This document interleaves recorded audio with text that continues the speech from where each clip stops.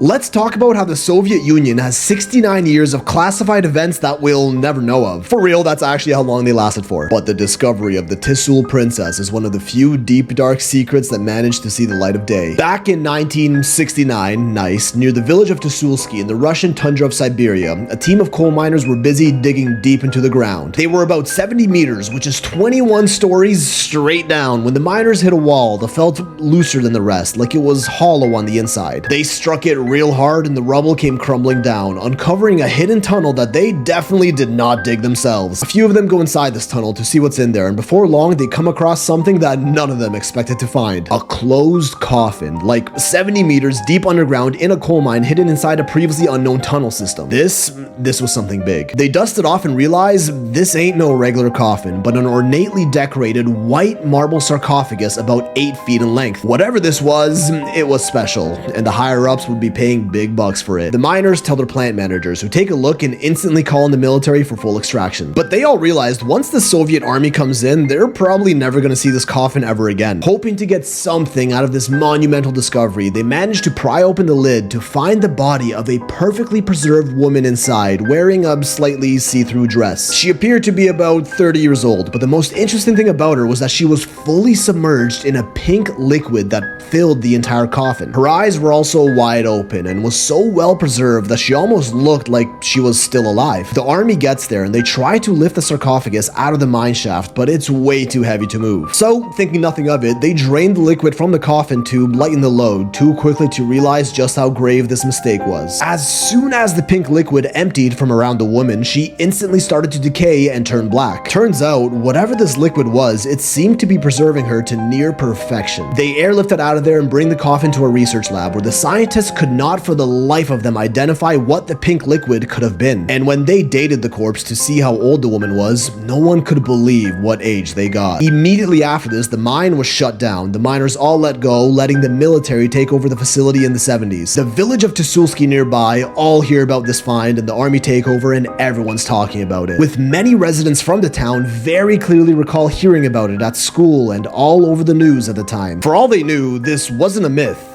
It actually happened. When the KGB starts investigating the matter, all of a sudden the news stations stop talking about it, and follow-up reports come out saying that it was all false information. And just like that, the entire discovery is painted as a hoax. Until decades later, when the Soviet Union fell, military operations like these got declassified, and articles reporting on it brought it back to the public eye. But the real craziest, most unbelievable part of it all, this coffin is allegedly said to have been over 800 million years old.